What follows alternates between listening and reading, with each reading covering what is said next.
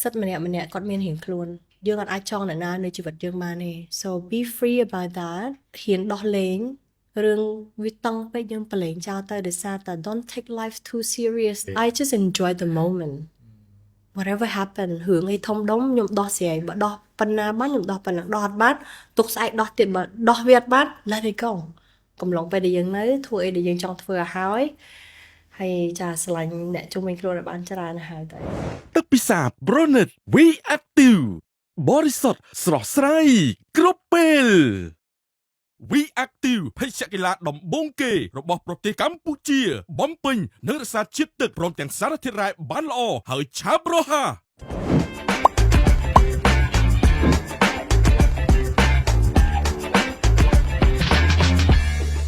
បាទសួស្តីអ្នកទាំងអស់គ្នាស្វាគមន៍សាជាថ្មីមកកាន់ We Active Podcast with B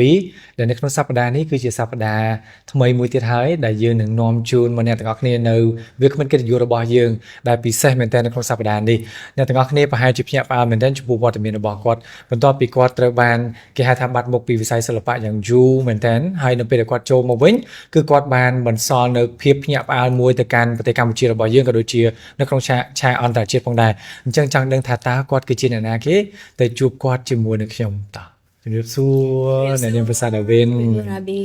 អរគុណមែនទែនសម្រាប់កិត្តិយសនៅក្នុងការផ្ដល់ជូនការចូលរួមនៅជាមួយនឹង podcast មួយនេះហើយពិតជាអត់នឹកស្មានទេថាអាចនឹងមានវត្តមានរបស់អ្នកនាងប្រាសាទអាវិនចូលរួមបាទអរគុណដែលអញ្ជើញនាងខ្ញុំមកថ្ងៃនេះដូចគ្នាចាសុខសប្បាយអត់មួយរយៈនេះសុខសប្បាយប៉ុន្តែដូចថារៀងរវល់ដែរចាបើថាឲ្យសប្បាយខ្លាំងហ្មងដូចជាអត់ទេចាមានសប្បាយមានកាត់ទុកលាយគ្នាដែរហ្នឹងហើយគេហៅថារសជាតិនៃជីវិតចាមិញហៅសួរដែរតើតោះជាមួយនឹងថាតើរវល់ប៉ុណ្ណាដែរនៅពេលដែលយើងចាប់បានក្រងជាគេហៅថាទីមួយគឺបេក្ខនារីដែលតំណាងឲ្យប្រទេសកម្ពុជានៅក្នុងការឈរជើងនៅលើឆាកអន្តរជាតិហើយអ្វីដែលយើងទទួលបានហ្នឹងគឺភាពជោគជ័យមួយដែលប្រទេសកម្ពុជារបស់យើងហ្នឹងគឺមានមោទនភាពមែនតើក្នុងនាមគឺជាបវរកញ្ញាឯកប្រទេសកម្ពុជាឆ្នាំ2024យ៉ាងណាដែរjust ស្ដែងទៅគឺយើងរវល់តាំងពីមុនចូលប្រឡងទៀតដោយសារតែការងារគឺប្រតិគ្នាជាមួយនឹងការប្រឡងដូចគ្នាអញ្ចឹងហើយបាននាំឲ្យចិត្តខ្ញុំហ្នឹងគឺចូលវិស័យបវរកញ្ញាវិញដោយសារតែពីមុនហ្នឹងគឺយើងធ្វើ National Director ឲ្យកម្មវិធីមួយហើយយើងដល់ថ្នាក់តែយើង host country ទៀតយើងជា organizer សម្រាប់រ៉ាប់រងគ្រប់យ៉ាងគឺកម្មវិធីអន្តរជាតិមួយដែលអាចជាឆ្នាំមុននឹងឯងមុនពេលខ្ញុំចូលប្រឡងហ្នឹងអញ្ចឹងទៅដូចជារវល់តាំងពីមុននឹង2ឆ្នាំហើយអញ្ចឹងវាជាទម្លាប់មួយដែលល្អដែលបត់បែនបានសូម្បីតែយើងមានកូនក៏ដោយរៀបការក៏ដោយក៏ដូចជារវល់ជាមួយនឹងការងារ business ផ្ទាល់ខ្លួនហើយក៏ជាម្ដាយមួយរូបគឺដូចថាយើងស៊ាំនឹង100,000មុខពេលតែមួយបានប៉ុន្តែគាត់ថាយើងបែងចែកពេលវេលាហ្នឹងបែបណាទៅបែបណាហើយនិយាយពីរឿង journey សម្រាប់ Miss Universe Cambodia 2024តាំងពីកាន់តំណែងហ្នឹងគឺមកមានយើងកាន់តែខ្លាំងហើយមួយទៀតគឺមានអារម្មណ៍ថាសម្ពាធក៏ធ្ងន់តាមតែអ្នកមើលឃើញគឺឈៀងហើយនឹងមកគាត់គឺស្រាលទេតែជាក់ស្ដែងការងារមួយហ្នឹងកាតព្វកិច្ចមួយហ្នឹងគឺធ្ងន់ខ្លាំងប៉ុន្តែខ្ញុំសប្បាយចិត្តនឹងបានទទួលកាតព្វកិច្ចទាំងអស់ហ្នឹងដោយសារពង្រឹងឲ្យសមត្ថភាពខ្ញុំក៏ដូចជាស្នាដៃរបស់យើងក៏ដូចជាការងាររបស់យើងរត់តែអស្ចារ្យជាងមុននៅក្នុងកំឡុងពេលដែលយើងខ្លាចទៅជាបវរកញ្ញាឯកចក្រវាឡកម្ពុជាហើយតំណាងឲ្យប្រទេសកម្ពុជាវាហាក់បីដូចជាស្រាលបន្តិចមែនបើសិនជាគេគិតមើលតែតាមពិតទៅវាធ្ងន់មែនតើនៅក្នុងពេលហ្នឹងមានបំណងថាចង់បោះបង់ចោលអត់ឬមួយក៏មានអារម្មណ៍ថាស្ដាយក្រោយអត់នៅពេលដែលត្រឡប់មកវិញហ្នឹងអ្វីដែលខ្ញុំធ្លាប់ឆ្លងកាត់គឺនិយាយរឿងទៅដូចរសជាតិជីវិតអញ្ចឹងយើងដល់អាយុមួយដល់យើងមើលត្រឡប់ទៅក្រោយវិញអ្វីដែលខ្ញុំស្ដាយក្រោយជាងគេគឺអ្វីដែលខ្ញុំអត់បានធ្វើអញ្ចឹងពេលដែលខ្ញុំសម្រេចចិត្តថាខ្ញុំធ្វើវាគឺខ្ញុំធ្វើវាដល់តែទីបញ្ចប់ដែលខ្ញុំគិតថាខ្ញុំ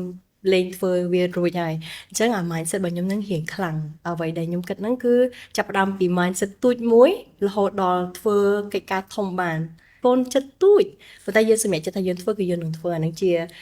ដូចថាអត្តចរិតរបស់ខ្ញុំតាំងពីដើមអញ្ចឹងបើសួរថាស្ដាយក្រោយអត់គឺអត់ទេស្ដាយក្រោយអ្វីដែលខ្ញុំអត់បានធ្វើវាឲ្យអស់ពីចិត្តអានេះស្ដាយក្រោយចាជួនតើតូនជាមួយនឹងដំណើរជីវិតមួយនៅក្នុងកំឡុងពេលហ្នឹងតើរបស់ឯគេដែលប្រាសាទអាវិនគិតថារៀនបានខ្លាំងបំផុតហើយវាជារឿងមួយដែលល្អបំផុតនៅក្នុងការជះឥទ្ធិពលទៅដល់ប្រទេសកម្ពុជាឬក៏ខ្លួនឯងផ្ទាល់និយាយទៅគឺបែងចែកទី1គឺ ខ្ញុំអាចនិយាយថាអ្វីដែលខ្ញុំគឺថាធំដុំបំផុតដែលខ្ញុំបានទៅប្រកួតហ្នឹងគឺឲ្យកាដូទៅ fan ក៏ដូចជាអ្នកដែល control ខ្ញុំរាប់សិបឆ្នាំហើយអាចនិយាយថាជិត20ឆ្នាំហើយគាត់នៅតែបន្តផ្ញើសារក៏ដូចជា call ក៏ដូចជាជំរុញទឹកចិត្តយើងឲ្យទៅប្រឡងប្រកួតតំណាង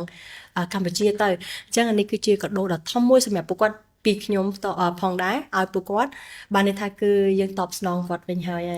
យើងអត់ចង់បានអីពីគាត់ប៉ុន្តែអានេះគឺជាស្នាដៃមួយដែលខ្ញុំថា here you go ឲ្យគាត់វិញអ្វីដែលគាត់ផ្ដល់ឲ្យយើងរាប់សិបឆ្នាំហើយអញ្ចឹងគឺក្តីស្រឡាញ់មួយហើយការអត់ធ្មត់មួយយ៉ាងធំបានជូនជាកាដូគាត់វិញជាការតបស្នងក្តីស្រឡាញ់ទៅ fan របស់ខ្ញុំមួយទៀតពីសង្គមជាតិយើងជាកាដូមួយដ៏ធំដែលយើងបានជាប់ Voice for Change យើងទៅនឹងគឺយើងអត់ចង់បានមកគាត់ទេយើងគោលបំណងខ្ញុំគឺមិនមែនថាឲ្យតែធ្វើអីមួយឈ្នះលេខ1ឬក៏បានមកគាត់ទេគឺយើងទៅដើម្បីផ្លាស់ប្ដូរភាពវិជ្ជមាននៅក្នុង platform មួយហ្នឹងអញ្ចឹងតិចក៏ដោយច្រើនក៏ដោយគឺយើងចាប់ឱកាសមួយហ្នឹងដែលសោកអ្វីជាវិជ្ជមានអញ្ចឹងវាច្រើនមែនតើការងារដែលខ្ញុំទៅធ្វើហ្នឹងគឺសូម្បីតែអត្តចរិតល្អគឺជាវិជ្ជមានការលើកទឹកចិត្ត contestant ផ្សេងៗដែលគាត់ទៅចូលរួមជាមួយគឺជាភាពវិជ្ជមានរស់រីរាក់ទាក់ក៏ជាភាពវិជ្ជមានមួយមិនត្រឹមតែប៉ុណ្្នឹងទេគឺយើងឈ្នះជាមួយ Voice for Change អញ្ចឹងគឺបានន័យថាការងារសង្គមកូនខ្មែរមួយធ្វើការសង្គមការតស៊ូមតិមួយដែលយើងបានឈ្នះពានមាសហ្នឹងគឺមិនមែនជារឿងទូចតាចទេហើយ130ប្រទេសដែលចូលរួមអញ្ចឹងយើងបានពានមាសក្នុងចំណោម3នាក់គឺពិតជាអស្ចារ្យមែនចាហើយមានរឿងច្រើនដែលគេស្គាល់ពី Cambodia បានថាពីភាពវិជ្ជមានពី Cambodia ពេលដែលខ្ញុំទៅប្រកួតហ្នឹងអញ្ចឹងច្រើនមែនតើដល់ឯងខ្ញុំរាប់បានចាយើងគ្រាន់តែថាយើងអាចប្រម៉ូទប្រទេសយើងប៉ុណ្ណាបានយើងប្រម៉ូទប៉ុណ្ណឹងហើយចង់ឲ្យគាត់ឃើញថាស្រុកខ្មែរយើងមិនមែនថាមានតែប៉ុលពតនិងអង្គរវត្តទេយើងចង់ turn វាជាពីមុនមានសង្គ្រាមមែនតើឥឡូវគឺមានភាពស្នាមញញឹមអញ្ចឹងអ្វីដែលយើងទៅហ្នឹងគឺបែបហ្នឹងចំណេះដឹងសមត្ថភាពយើងគឺជាអ្នកតំណាងប្រទេសកម្ពុជាហ្នឹងមានប៉ុណ្ណាសូមសួរពីអារម្មណ៍ប៉ិតបន្តិចព្រោះដោយសារគេនៅពេលដែលយើងកំពុងតែប្រកួតនៅក្នុងប្រទេសកម្ពុជាយើងហើយបីដូចជាមិនសូវជាមានសម្ពាធប្រហែលទេព្រោះដោយសារយើងដឹងអំពីសមត្ថភាពរបស់បេក្ខនារីយើងអីចឹងទៅប៉ុន្តែនៅពេលដែលយើងចាប់ផ្ដើម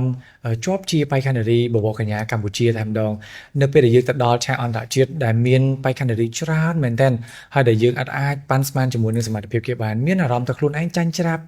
នឹងគេអត់ឬមួយក៏ធ្វើយ៉ាងណាដើម្បីឲ្យប្រសាទវិនម្នាក់ហ្នឹងគឺខ្លាំងមែនតើគេមើលឃើញថានេះគឺជាតំណាងជាតិមួយដែលល្អឥតខ្ចោះតែម្ដង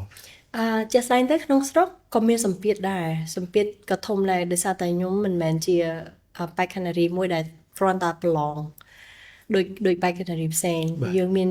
ការងារច្រើនមែនតើថាដឹងរៀបរាប់បែបម៉េចទេដោយសារច្រើនពេកអញ្ចឹងយើងហើយមិនមែនជាអ្នកដែល single focus ទៅលើខ្លួនឯងហ្នឹងគឺជាមេដឹកនាំមួយសម្រាប់ក្រុមហ៊ុនរបស់ខ្លួនឯងក៏ជាមេគ្រួសារសម្រាប់មើលបងប្អូនយើងកូនចៅយើងមានច្រើនទៀតដែលសហគមន៍ដែលខ្ញុំមានផ្ទាល់សមាគមដែលខ្ញុំជា brand ambassador ឲ្យអង្គការនានាទៀតដែលយើងលើកស្ទួយនៅថ្នាក់អប់រំក៏ដូចជាសុខាភិបាលយើងគឺជា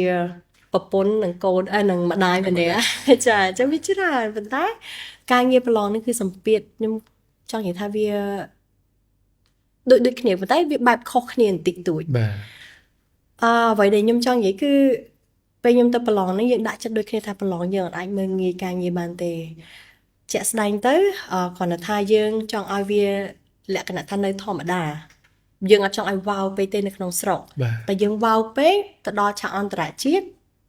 យើងអត់មានអីបន្ថែមបន្ថយទៀតទេចាអញ្ចឹងខ្ញុំកន្លែងហ្នឹងគឺយើងត្រៀមខ្លួនឯងដែរទាំងការដើរទាំងការនិយាយទាំងការស្លៀកពាក់គឺយើង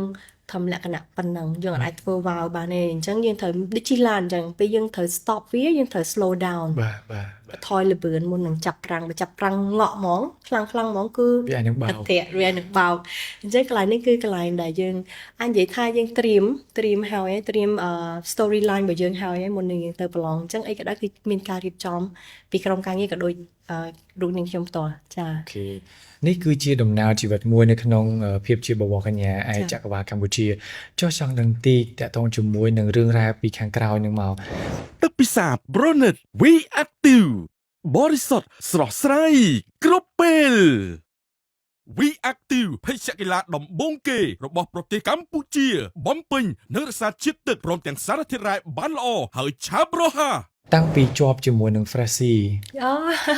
តាំងពីឆ្នាំណាដែរ 2005 2005 ឥឡូវ2025 20ឆ្នាំ បាទប្រហែលជាបងប្អូនកម្ពុជាយើងហ្នឹងគឺប្រជាជនកម្ពុជាយើងចង់ភ្លេចទៀតមិនមែនភ្លេច ចា ប្រសាទដាវីនថាតើជា Freshie ឬក៏ពេលណាតែសំខាន់គឺឆ្នាំ ជាឆ្នាំ អត់ដឹងថាតើឆ្នាំណាហើយពេលហ្នឹងគឺដូចជាទទួលបានដូចជាលេខ3 លេខ3បាទបើសិនជាយើងស្ដាប់មើលទៅលេខ3មិនមែនជាលេខមួយដែលគេកំពុងតែចាប់អារម្មណ៍ខ្លាំងទេ ចា ប៉ុន្តែអ្វីដែលសំខាន់បំផុតហ្នឹងគឺលេខ3នៅតែទទួលបាននៅជ័យជំនះចង់ដឹងបន្តិច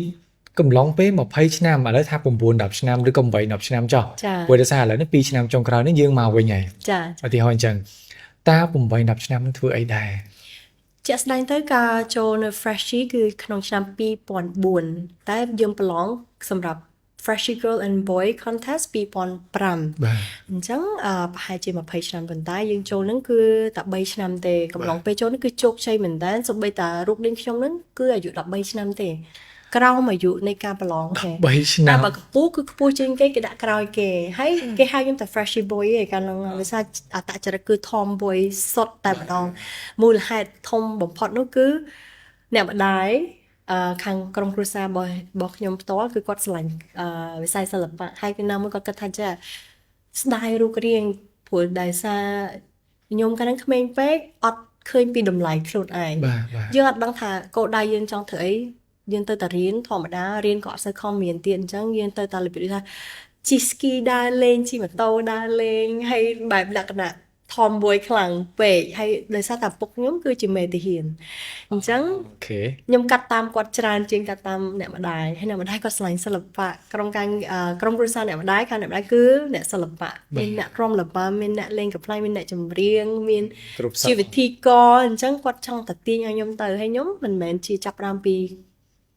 ស្រឡាញ់ទេ បាទ គឺចាប់ផ្ដើមពីអ្នកម្ដាយគាត់ឃើញពីតម្លៃរបស់យើងតែដល់ពេលចូលហើយគឺជោគជ័យខ្លាំងគឺចេញវិញអត់រួច បាទបាទ ពួកក្មេងពេកហើយខ្ញុំគិតថាចេះកាន់ហ្នឹង3ឆ្នាំមែនប៉ុន្តែសន្ទុះនៃការគ្រប់គ្រងវាខុសពីឥឡូវហ្នឹងពីមុនហ្នឹងគឺយកមានអ៊ីនធឺណិតយកមានតែ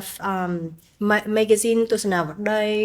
ហើយតាមប៉ុស្តិ៍ទូរទស្សន៍អញ្ចឹង fan បែបគាត់ស្រឡាញ់បែបផ្សេងតែគាត់កាត់រូបយើងដាក់ក្នុងកាបូបកគាត់កាត់រូបយើងបិទនៅក្នុងអញ្ចឹងបិទលើអញ្ចឹងនិយាយរួមទៅគឺបែបផែនខុសគ្នាពីឥឡូវការគ្រប់គ្រងតែដល់អញ្ចឹងក៏មានហានិភ័យសម្រាប់ខ្ញុំដែលខ្ញុំមកក្រោមអាយុខ្ញុំអត់ដឹងថាវា overwhelm ពេកណាយើងមិនដឹងថាទទួលអាភាពស្រឡាញ់នឹងបែបមិនភាពគ្រប់គ្រងលឿនពេកហើយក្មេងពេកអត់ដឹងថាអូភាពល្បីល្បាញវាស្រួលសម្រាប់ខ្ញុំ បាទ ស្រួលយកមែនតើតែអត់ដឹងថាអោបកសោបវាបែបម៉េចទេឲ្យត្រូវរឿងព្រោះកាលហ្នឹងឲ្យសួរថាកាយសង្គមខ្ញុំអត់ដឹងទេខ្ញុំអត់ស្គាល់ខ្ញុំអត់ដឹងថាហ្នឹងជាមិនទេគ្រាន់តែឃើញម៉ាក់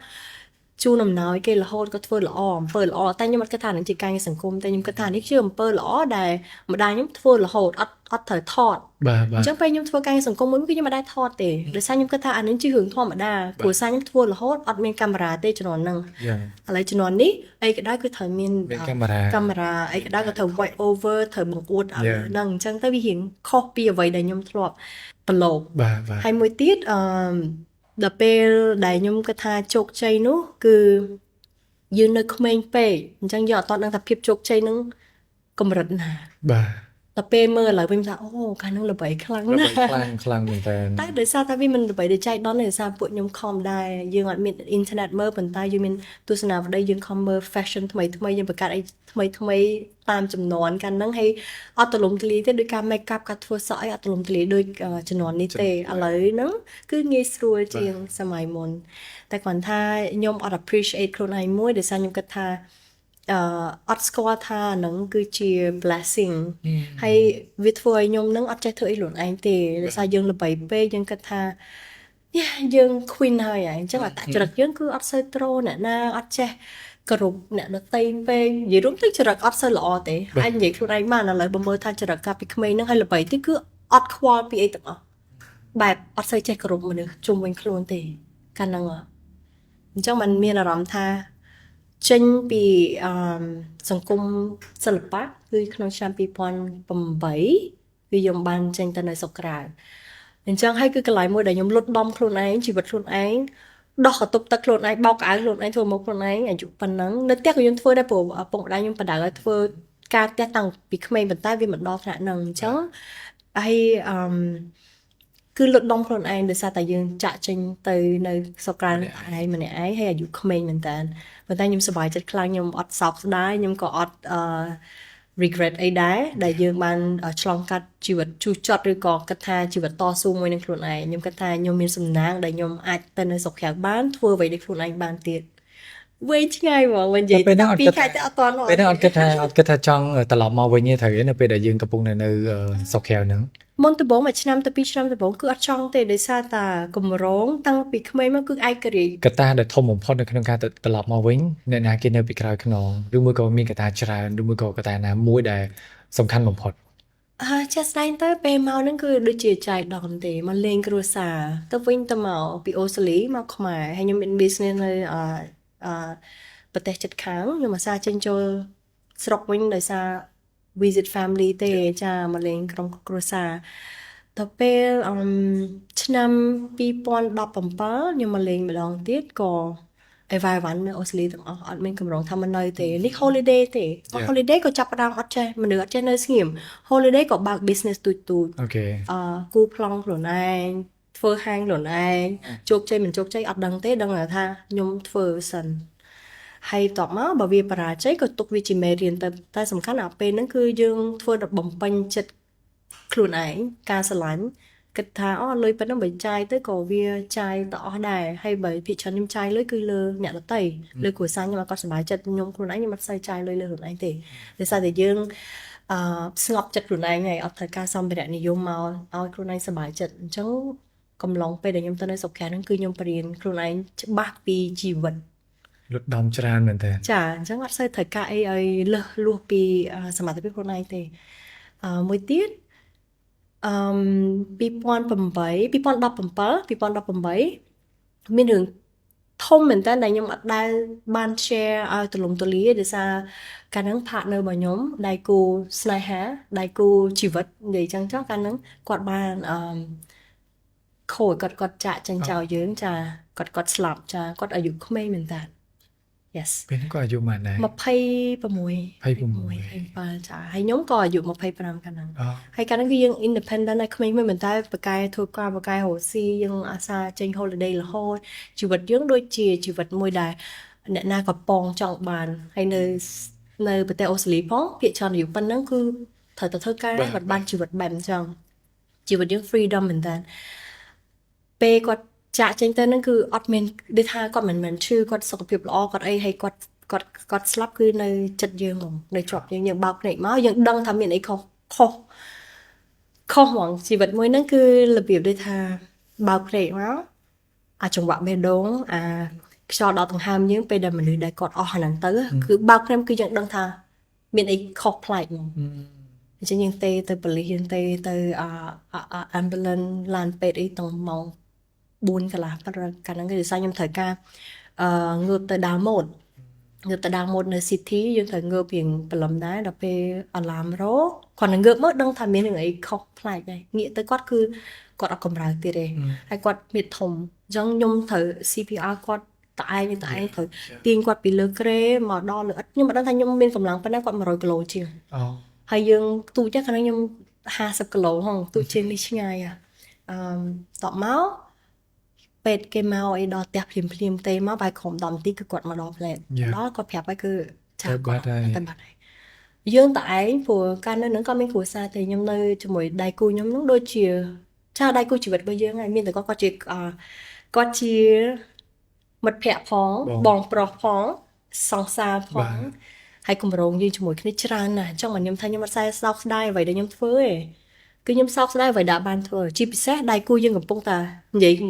ជាមួយគ្នារៀបគម្រោងជីវិតជាមួយគ្នានេះគម្រោងជីវិតនៅក្នុងខួរក្បាលយើងនៅឡើយទេតែដល់ពេលយើងបានដូចថាអ្នកខ្លះគាត់រៀបការជាមួយគ្នាមានកូនមានចៅហើយគាត់លេងលះគ្នាអាហ្នឹងសម្រាប់ខ្ញុំដូចជាមិនក៏យើងបានធ្វើអាហ្នឹងហើយដែរតែសម្រាប់ពួកខ្ញុំកាលហ្នឹងគឺ អ្វីដែលនឹងគឺដឹកដាមនៅក្នុងខួរក្បាលយើងរហូតអញ្ចឹងរៀងពិបាកខ្លាំងនឹងដែលជាមូលហេតុមួយដែលខ្ញុំមកស្រុកខ្មែរវិញមកលេងគ្រួសារខ្ញុំដើម្បីបន្ធូរអារម្មណ៍យើងថាយើងបាត់បង់ខ្លួនឯងយើងមិនមែនបាត់បង់គាត់ទេគឺយើងបាត់បង់ខ្លួនឯងដោយសារងើបមកអត់ដឹងថាត្រូវធ្វើមិនទៀតធ្វើដងធ្វើ breakfast ឲ្យគេញ៉ាំកាហ្វេមួយគ្នាទៅ gym មួយគ្នាឥឡូវហ្នឹងជីវិតខ្ញុំអត់ដឹងថា វាតែតោលមក វាអត់ដឹងថាដាវីននឹងជាអ្នកណាយើងបាត់អាហ្នឹងណាអញ្ចឹងមិនថាខ្ញុំខ្លាចបំផុតគឺបាត់បង់ខ្លួនឯងខ្ញុំរៀនពីអាហ្នឹងហើយឥឡូវខ្ញុំនិយាយពីរឿងគាត់ហ្នឹងវាអួរទីប៉ុន្តែខ្ញុំអាចចែកម្លែកបានពីមុននិយាយពីគាត់អត់កើត ជាអត់កើតទេដង ឥឡូវវាដូចថាមិននេះទេយើងស៊ាំជាមួយនឹងភាពជឿចាប់មួយហ្នឹងអញ្ចឹងយើងអាចចែកម្លែកបានពីមុននិយាយពីរឿងគាត់អត់កើតមកទេប៉ុន្តែតែមានភាពអារម្មណ៍ថាសប្បាយចិត្តពេលនិយាយពីគាត់ត្រូវតែរំលឹកគាត់ដូចគាត់នៅរស់អញ្ចឹងវាមិនមែនជាអីដែលយើងខ្លាចទេគាត់ថាពេលខ្លះនឹងឯងជាដើមហេតុដែលខ្ញុំមកខ្មែរវិញហើយមកលេងទេតែដល់ពេលហើយទៅជាប់ទៅការងាររវល់ទៅក៏នៅនឹងឯវ៉ៃវ៉ាន់នៅអូស្ត្រាលី អូស្ត្រាលីតែសុំសួរបន្តិចពេលហ្នឹងគាត់មានបញ្ហាអីដែរនៅពេលដែលគេពិនិត្យទៅ គាត់ heart attack អូខេ ចាចាំមិនថាយើងអត់ដឹងថាពេលណាគាត់នៅក្មេងមិនក្តៅយើងអត់ដឹងថាពេលណាដែលយើងនឹងទៅទេអញ្ចឹងកំឡុងពេលដែលយើងនៅធ្វើអីដែលយើងចង់ធ្វើឲ្យហើយចាស្រឡាញ់អ្នកជុំវិញខ្លួនឲ្យបានច្រើនទៅហើយទៅវាពិបាកនិយាយដែរដោយសារតែនៅក្មេងប៉ុន្តែអាភាពតែឯងហ្នឹងដែលធ្វើឲ្យខ្ញុំបរៀនខ្ញុំឲ្យខ្ញុំដឹងពីរសជាតិជីវិតច្បាស់ ពេលដែលយើងចាប់ផ្ដើមត្រឡប់មកខ្មែរវិញនៅពេលដែលយើងប្រើពាក្យថាយើងហាក់បីដូចជាបាត់បង់ខ្លួនឯង ចា ទី1គឺយើងបាត់បង់គាត់នឹងជាការពិត ចា ហើយទី2ហ្នឹងអ្វីដែលសំខាន់បំផុតគឺយើងចាប់ផ្ដើមបាត់បង់ខ្លួនឯង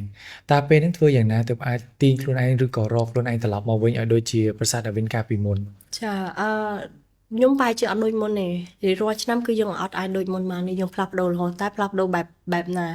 អញ្ចឹងអាមេរៀនទាំងអស់ហ្នឹងកើតដូចថាជ្រឿងជូរចត់នៅក្នុងជីវិតរបស់យើងហ្នឹងយើងប្រែវាកើតជាអីវិញតែយើងប្រែវាជាមនុស្សដែលយើងចេញមកមួម៉ៅកញ៉េកញើរហូតដាក់ដល់ទៅដោយសារតែរឿងអ្វីគ្រប់យ៉ាងហ្នឹងកើតឡើងមកយើងហ្នឹងយើងគិតថាវាអត់ fair វាអត់ fair សម្រាប់ជីវិតយើងកើតជាមនុស្សមួយ bitter ដល់ពេលbitter ចឹងទៅខ្ញុំមានអារម្មណ៍ថាតាមពិតជាក់ស្ដែងទៅរឿងអីក៏ដោយកើតមកពីយើងគឺវាមានមូលហេតុរបស់វាបង្រៀនឲ្យយើងកើតជាអីផ្សេងហើយយើងអាចជាយកមេរៀនរបស់យើងហ្នឹងទៅណែនាំអ្នកដទៃដល់ពេលខ្ញុំគិតថាកាលហ្នឹងមានរឿងច្រើនមែនតើសម្រាប់ខ្លួនឯងស្រាប់តែជួបមិត្តភក្តិចង់និយាយប្រាប់រឿងក្នុងចិត្តមិត្តភក្តិហ្នឹងនិយមប្រាប់ខ្ញុំរហូតមុនខ្ញុំកើតជាអ្នក therapy គេចាអញ្ចឹងខ្ញុំគិតថាខ្ញុំមានអាហ្នឹងនៅក្នុងខ្លួនខ្ញុំមានរបៀបដូចថាយើងឆ្លងជីវិតយើងតាំងពីក្មេងរហូតដល់ធំនេះយើងមានរឿងធំមែនតើដែលអ្នកដទៃអាយុ60ឆ្នាំមិនតាន់ឆ្លងកាត់ដូចយើងទេតែយើងអាចដោះវាបានយើងអាចប្រែវាឲ្យកើតជារូបភាពមួយដ៏ល្អប្រែវាឲ្យកើតជាភាពជឿចាប់នឹងមកជាយើងផ្ដល់ភាពស្រឡាញ់ទៅដល់ក្មេងៗនៅក្នុងសហគមន៍ឬក៏សមាគមឬក៏អង្គការណាមួយបានយើងយកពេលវេលាដ៏មានតម្លៃហ្នឹងណែនាំអ្នកដទៃក្នុងការ mindset របស់គាត់ឬក៏សុខភាពផ្លូវចិត្តព្រោះតែជាក់ស្ដែងទៅខ្ញុំគិតថាខ្ញុំនៅតែសំណាងដោយសារតែ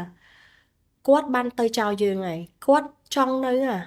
តែគាត់បាននៅយើងអ្នកមានឱកាសនៅហេតុអីបានយើងចង់ទៅណាផ្សេងពីគាត់អញ្ចឹងអ្នកដទៃគឺគេត្រូវការតាជីវិតរស់ឯងអីផ្សេងទៀត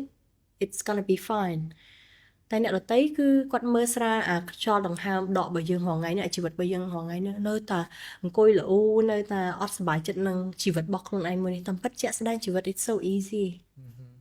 បើយើងយល់ថាយើងមកដើម្បីអីជីវិតហ្នឹងមកដើម្បីអីយើងសួរខ្លួនឯងថា what is your purpose of life if you find out that you should be fine everything should be fine តែដោយសារតែភាពលោភលន់យើងជាមនុស្សយើងនៅមានភាពលោភលន់យើងនៅមានមហិច្ឆតាមួយចំនួនដែលយើងត្រូវធ្វើអញ្ចឹងហើយបានយើងប្រៀបធៀបខ្លួនឯងទៅនឹងជីវិតអ្នកដទៃជាពិសេសពិបាកមែនតើក្នុង social media timing right now ពិបាកក្នុងថាយើងត្រូវប្រៀបធៀបជាមួយនឹងភាពមិនពិតដែលគេអ្នកដទៃនឹងផុសអ្វីដែលផុសនៅ social media គឺគេចង់ផុសឲ្យយើងឃើញជាក់ស្ដែងទៅចំពិតជីវិតគេមិនសូវសោកសៅជាងយើងទៀតតែគេអត់បង្ហាញហ្នឹងគេបង្ហាញអ្វីដែលគេចង់បង្ហាញចា so ពេលនឹងចាប់អារម្មណ៍មែនទេតើតោះជាមួយនឹងនិយាយថានៅពេលដែលយើងមានបញ្ហាហើយយើងចាប់ផ្ដើមនិយាយទៅកាន់គេពូម៉ាក់ប៉ុន្តែវាទៅជាមានគេមុនយើងទៀតអញ្ចឹងមានន័យថាត្រឡប់មកវិញយើងគិតថាយើងជាមនុស្សមួយដែលសោកសៅប៉ុន្តែតាមពិតទៅជាក់ស្ដែងគឺមានអ្នកសោកសៅជាងយើងហើយលឿនជាងយើងទៀត ចា Yep ចឹងយើងគិតថាយើងមេរៀនរបស់យើងហ្នឹងយើងអាចមក share ពីគាត់បានពីគ្រូបានហើយណាមួយខ្ញុំរៀនហើយដោយសារពីក្មេងយើងធ្លាប់មានបទពិសោធន៍ដល់អត់ល្អមួយ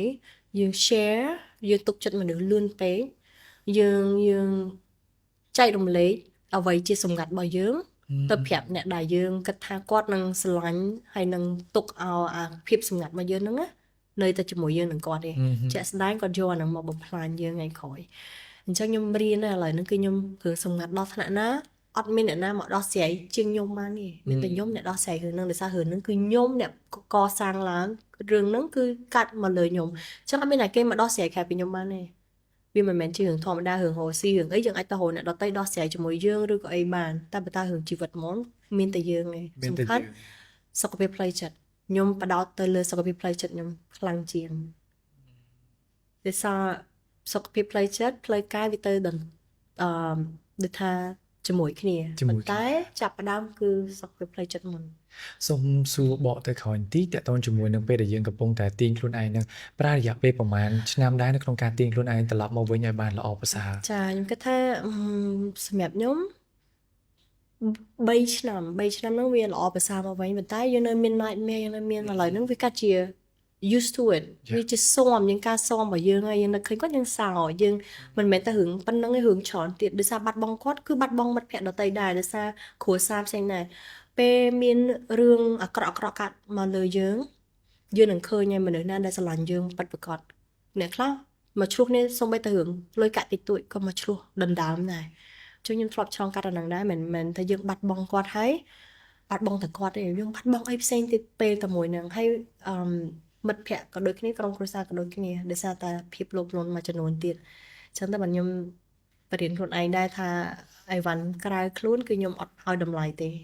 ខ្ញុំអត់សូវដាក់បេះដូងខ្ញុំទៅលើសម្ភារៈនិយមអីទេព្រោះយើងថ្ងៃក្រោយទៅគេលួចបាត់ឬក៏យើងអាចបាត់បង់វាសូម្បីតែមនុស្សដែលយើងស្រឡាញ់បំផុតនៅគេងចិត្តយើងនឹងបាត់បង់ទម្រាំអីវ៉ាន់អញ្ចឹងវាអត់សូវមានភាព attachment ជាមួយនឹងអីក៏បានអញ្ចឹងពេលណាបើខ្ញុំមានរឿងអីកាត់ឡើងធំដុំលើខ្ញុំ I'm okay I'm fine Yes as long as យើងមាន mindset មួយថាខ្ញុំមានខ្លួនឯងទៅបានហើយបើសិនជាអាចផ្ដល់ពេលវេលាឲ្យការពីប្រហែលឆ្នាំមុននៅពេលដែលយើងកំពុងនៅជាមួយគាត់ចាមានពាក្យមួយម៉ាត់ដែលចង់និយាយទៅកាន់គាត់បំផុតបើសិនជាមានឱកាសនៅពេលហ្នឹងដែលយើងគិតថាយើងអត់ទាន់បាននិយាយទេតើជាពាក្យអីគេជាក់ស្ដែងទៅបាននិយាយឲ្យអស់ហើយឬក៏ជាសកម្មភាពណាជាសកម្មភាពកាលហ្នឹងដោយសារតាតាមពិតយើងឆ្លោះគ្នាខ្ញុំរៀបនឹងដូចថាយើងឆ្លោះគ្នាកំឡុងពេលមុនគាត់ទៅគឺខ្ញុំឆ្លោះគ្នាមួយគាត់ទៀតហើយអត់ដែរឆ្លោះគ្នាធំដុំទេតែលោកហ្នឹងគឺឆ្លោះឲ្យខ្ញុំចង់បែកឡើងថាដូចខ្ញុំនិយាយចឹង everything ខ្ញុំ ask for it's coming to me ពេលខ្ញុំ wish I wish you're not here with me I wish អីចង់ទៅyou go away from me ពេលខឹងអីចឹងតែពេលឥឡូវគេ go away man it's like ចឹងមិនថាពេលខ្លះខ្ញុំ wish អីគឺបានហ្នឹងខ្ញុំបារម្ភរឿងថាខ្ញុំ wish ទេឥឡូវគឺខ្ញុំអត់អាច wish អីដែរនេះទេរឿងអីអាក្រក់មិនក្តៅគឺខ្ញុំអត់ wish បែបផ្កើនទេដោយសារនឹងបានអានឹងមកវិញហើយយើងនឹងឈឺចាប់ខ្លួនឯងទេបើយើងអត់តន់ ready អញ្ចឹងអីក៏ដោយខ្ញុំជឿទៅលើព្រះដែលគាត់ឲ្យយើងអ្វីដែលយើងទទួលបានហ្នឹងគឺដោយសារតែយើងមានសមត្ថភាពធ្វើវាមិនគាត់ឲ្យយើងអ្នកខ្លះខ្ញុំតស៊ូចង់ងាប់ខ្ញុំធ្វើការចង់ងាប់ហេតុអីបើខ្ញុំអត់មានដូចគេសួរថាឥឡូវបើមានណាប្រហែលលានឥឡូវហ្នឹងចេះគ្រប់គ្រងលុយអត់ជួនកាលអត់មានដោយសារយើងអត់មានសមត្ថភាពគ្រប់គ្រាន់សម្រាប់ធ្វើវាអញ្ចឹងខ្ញុំជឿលើព្រះវាសនាដែរហើយក៏ជឿនៅការតស៊ូរបស់យើងដែរមួយទៀតគឺស្គាល់ពីតម្លៃខ្លួនឯងហ្នឹង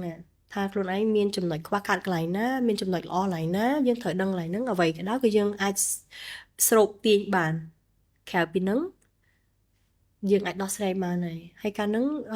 បើចង់និយាយថាក៏ដូចជាកាយវិការមួយឬក៏ពាក្យមួយគឺមានតែពាក្យថាសុំទោសដែលចំណាយពេលអត់ប្រយោជន៍ឆ្លោះគ្នាហ្នឹងមានតែប៉ុណ្្នឹងឯងតែគ្រាន់តែពេលហ្នឹងយើងជាមនុស្សជាងតែមានពេលអត់អោនហ្នឹងផ្សេងតែខ្ញុំមានអារម្មណ៍ថាអានេះអាច debate គ្នាបានដោយសារលើកមូលហេតុហ្នឹងបើយើងអត់អោនឲ្យគេរហូតតែ where's your boundary ចឹងយើងមនុស្សយើងពិបាកឡើងហ្នឹង where's your boundary បើអត់អោនឲ្យគេរហូតប៉ុន្តែ forgive គេរហូតហើយយើងលើកលែងឲ្យគេហើយនៅជាមួយគ្នាធម្មតាវិញប៉ុន្តែ boundary យើងអស់ហើយ ចឹងកន្លែងហ្នឹងគឺខ្ញុំនៅតែ can debate can negotiate យើងអាចឆ្លោះគ្នាបានរឿងហ្នឹងក៏ត្រូវការមតិមួយចំនួនមកជួយដោះស្រាយយើងដែរអញ្ចឹងតើយើងជាមនុស្សយើងគួរធ្វើម៉េចអត់ឲ្យមានអារម្មណ៍ថាខ្លួនឯងជន់ boundary ខ្ញុំអត់ដឹងថាហៅអី boundary ព្រំដែនមួយ ព្រំដែនខ្លួនឯងព្រំដែនកំណត់ថាខ្ញុំកំណត់ដៃគូយើងកុំធ្វើនេះកុំធ្វើនេះឬក៏អីចឹងតែធ្វើលើសពីហ្នឹងគឺយើងចំនួនហើយ Yeah អញ្ចឹងវាពិបាកសម្រាប់យើងនឹងអត់អោនដែរពេលខ្លះ ចុះបើសិនជាអាចត្រឡប់ទៅវិញហើយនិយាយទៅកាន់មិនថាខ្លួនឯងមិនថាអ្នកដែលកំពុងតែស្ដាប់ជាមួយនៅ podcast មួយនេះថាតើនៅពេលដែលយើងមានឱកាសជាមួយគ្នាយើងគួរតែធ្វើបែបណាឬមួយក៏យើងមិនគួរធ្វើបែបណា ជាក់ស្ដែងទៅគឺខ្ញុំចង់ឲ្យគាត់ស្គាល់ពីខ្លួនឯងមុននឹង step into relationship យល់ថាខ្លួនឯងមាន boundary ប៉ុណ្ណាហើយស្គាល់ពីខ្លួនឯងច្បាស់ហ្នឹងដើម្បីយើងមនុស្សម្នាក់ទៀតដើរចូលជីវិតយើងហ្នឹងគឺផ្គុំគ្នាមិនអាចគិតថា he's my happiness you're my happiness យើងត្រូវតែមាន happiness ខ្លួនឯងអញ្ចឹងដល់ពេលគេទៅបាត់នេះយើងអត់តែតោលយើងអត់គិតថាខ្ញុំជាអ្នកណាដូចខ្ញុំ I lost myself ហ្នឹងបាត់បង់ខ្លួនឯងហ្នឹងខ្ញុំសួរខ្លួនឯងរងហើយខ្ញុំជាអ្នកណាខ្ញុំអត់ដឹងចាក់ដឹងទៅជីមល្មុនដោយសារគេទៅជីមហ្នឹងឬសារទៅមួយគ្នាទៀតមិនទៅកាត់ជាខ្ញុំនឹងចូលចិត្តហាត់ប្រាណដោយសារតែគេទៀតចាសួរវិញហើយខ្លួនឯងជាអ្នកណាចូលចិត្តធ្វើអីផ្លិចអស់លេងចាំមិនថាស្គាល់ខ្លួនឯងឲ្យបានច្បាស់មុននឹងយើងចង់ស្គាល់អ្នកដទៃហើយយកគាត់ដាក់ក្នុងជីវិតរបស់យើងហើយ forgiveness យើងត្រូវមានប៉ុន្តែក៏យើងត្រូវមាន boundary ខ្លួនឯងដែរ set ឲ្យស្រួលមួយទៀតដែលខ្ញុំចង់ផ្ដាំគាត់គឺ ទឹកពិសា Bronet We Active បរិសុទ្ធស្រស់ស្រាយគ្រប់ពេល We Active ភេសជ្ជៈកីឡាដំបូងគេរបស់ប្រទេសកម្ពុជាបំពេញនិងរក្សាជាតិទឹកព្រមទាំងសារធាតុរ៉ែបានល្អហើយឆាប់រហ័ស សិតម្នាក់គាត់មានរៀងខ្លួនយើងអាចចង់អ្នកណានៅជីវិតយើងបានទេ so be free about that ហ៊ានដោះលែងរឿងវាតឹងពេកយើងប្រឡែងចោលទៅដោយសារតែ don't take life too serious តែ take too serious យើងអ្នកចង់ខ្លួនឯងព្រោះមិនដឹងថាថ្ងៃណាយើងទៅយើងដឹងតែទៅទេប៉ុន្តែកំឡុងពេលដែលយើងនៅនឹងគួរតែ enjoy life ឲ្យបានច្រើន spend time with good quality people នៅជាមួយក្រុមគ្រួសារបងប្អូនមិត្តភ័ក្តិដែលស្រឡាញ់យើងហើយចែករំលែកក្តីស្រឡាញ់ទៅសហគមន៍របស់ខ្លួនឯងឲ្យបានច្រើនធ្វើអ្វីដែលខ្លួនឯងចង់ធ្វើឥឡូវព្រោះក្តីដែលខ្ញុំសោកស្ដាយនោះគឺអ្វីដែលខ្ញុំអត់បានធ្វើដូចជំរាបដែរហ្នឹងគឺអ្វីដែលខ្ញុំអត់បានធ្វើតែបើយើងធ្វើហើយយើងលេង regret ហើយធ្វើហើយមានអារម្មណ៍ថាកាលហ្នឹងធ្វើខុសដែរតែជាមេរៀនទៅតែបើយើងអត់បានធ្វើនៅក្នុងខួរក្បាលខ្ញុំនៅឡើយព្រោះគម្រោងខ្ញុំជាមួយគាត់គឺនៅក្នុងនឹងឡើយអត់អាចបំភ្លេចបានរហូតដល់ថ្ងៃខ្ញុំស្លាប់ព្រោះនៅតែចាំនៅថាwhat if what if ហ្នឹងធ្វើឲ្យយើងសោកស្ដាយមែនតើ so តន់មានឱកាសធ្វើវាហើយចា ហ្នឹងហើយព្រោះដោយសារតែយើងឃើញថាអ្នកខ្លះសូម្បីតែនៅពេលដែលយើងចេញពីគ្នាទៅមួយដង្ហើមយើងអត់ដឹងថាតើនឹងមាននឹងអីកើតឡើងទេ ចាអញ្ចឹងបានជាយើងតែនិយាយថានៅពេលដែលអ្នកខ្លះគាត់អត់មានភាសា language គាត់ទេគេហៅថា love language គាត់ love language ហ្នឹងយើងត្រូវដឹងទៀតតែមិនថាយើងត្រូវស្គាល់ខ្លួនឯងឲ្យបានច្បាស់ថាយើងជាមនុស្សបែបម៉េច star sign យើងអីគេចតចរិតយើងបែបម៉េចត្រូវជាមួយនឹង star sign ណាអត្តចរិតបែបណាយើងត្រូវដឹងអញ្ចឹងទៅយើងកាត់បន្ថយការចំនួនក៏ដូចជាខាត់ពេលវេលាជាមួយអ្វីដែលអត់មានប្រយោជន៍សម្រាប់ខ្លួនឯងក៏ដូចជាអ្វីដែលមានប្រយោជន៍សម្រាប់ខ្លួនឯងគួរតែ note វាទុក ពិតជាចង់ឲ្យតែវិញនិយាយតាក់ទងជាមួយនឹងភាពជាដៃគូគ្នាឬមួយគេហៅថានៅពេលដែលមនុស្សពីរនាក់នៅជាមួយគ្នាតើគួរធ្វើបែបណាឲ្យបានច្រើនជាងធ្វើបែបណាព្រោះតែស្អីគេឥឡូវនេះចង់បានស្នេហាវាជារឿងមួយដែលស្រួលបំផុតចង់បានដៃគូឬមួយក៏ចង់បានអ្នកណាម្នាក់ចូលមកក្នុងជីវិតយើងអាចនឹងនិយាយថាវាជារឿងស្រួលប៉ុន្តែនៅពេលដែលយើងចាប់ផ្ដើមគ្រប់គ្រងស្នេហាមួយនឹងឬមួយក៏ធ្វើឲ្យគ្រួសារមួយនឹងវាកាន់តែមានសុខភាពល្អវាកាន់តែមានសេចក្តីសុខវាមិនមែនជារឿងមួយដែលងាយស្រួលទេអញ្ចឹងហើយបានជាគឺយើងឃើញថាអត្រា single mom ក៏កើនឡើងអត្រាដែលគាត់លែងលះគ្នាក៏កើនឡើងដែរអញ្ចឹងនៅពេលដែលគាត់ជាឥឡូវថាសង្សារគ្នាចាចង់និយាយអីទៅកាន់ពួកគាត់អានេះគឺជា experience ផ្ទាល់សម្រាប់ខ្លួនឯងបទពិសោធន៍មួយផ្ទាល់សម្រាប់ខ្លួនឯងបើខ្ញុំយើងត្រូវស្គាល់គ្នាមុននឹងយើង commitment យើងមកស្រឡាញ់លឿនប៉ុន្តែ how to stay committed អាហ្នឹងបានពិបាក committed ហ្នឹងស៊ីសងទៅលើម្នាក់តែគាត់យល់ឃើញបែបណាទៀត ហើយគាត់គោរពពាក្យថា marriage ហ្នឹងកម្រិតណាអ្នកខ្លះគេអាច open បានអ្នកខ្លះអាចជាមិនបានទេប៉ុន្តែយើងអត់តន់ស្គាល់ដៃគូយើងច្បាស់លាស់គាត់នឹងទៅក្រៅឬក៏ទៅនេះទៅនោះទៀតនឹងមិនថាយើងត្រូវចរចាគ្នាឲ្យបានច្រើនហើយស្គាល់គ្នាឲ្យបានច្រើនមុននឹងយើងចាប់ដៃគ្នាព្រោះតែចាប់ដៃគ្នាហើយមានកូនមាននេះទៀតរៀងពិបាកហើយមិនមែនថាពេលមានកូនហើយគេមិនអាចខូចបានទេយើងអត់អាចហាមគេបានដូចនិយាយពីមុនចឹង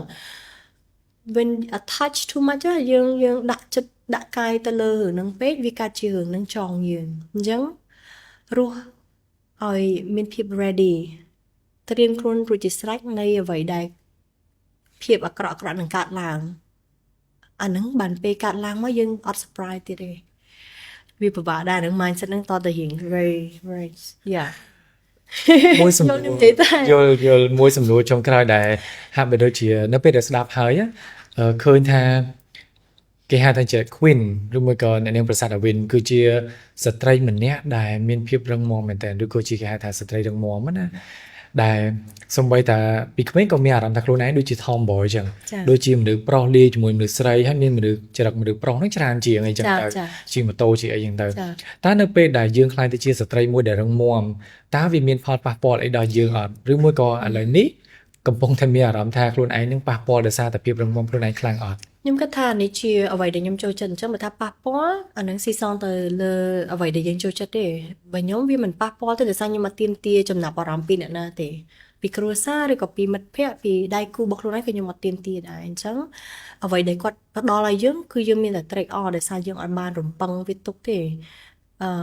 មួយទៀតខ្ញុំគិតថាតែយើងរឹងមាំយើងឯកា you cannot have both រឹងមាំហើយអត់ឯកា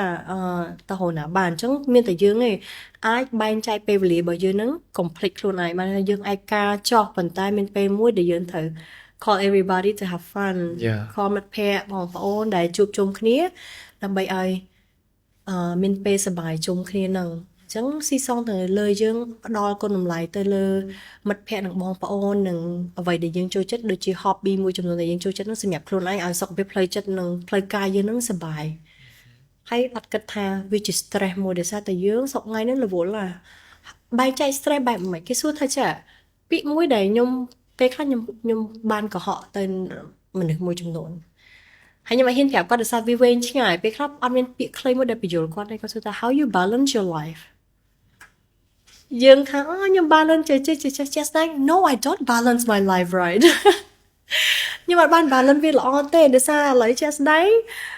គ្រួសារក៏មាន business ក៏មាននេះប៉ុន្តែខ្ញុំ enjoy the moment អ្វីដែលខ្ញុំធ្វើគឺខ្ញុំ enjoy the moment មកនេះខ្ញុំអត់មានគិតកូនខ្ញុំនៅទេខ្ញុំគិតរឿងសំណួរយើងចម្លើយយើងក្រុមការងារនៅហ្នឹងខ្ញុំអត់តន់គិតគាត់នៅទេព្រោះខ្ញុំមុននឹងមកគឺខ្ញុំរៀបចំទុកដាក់គាត់ហើយ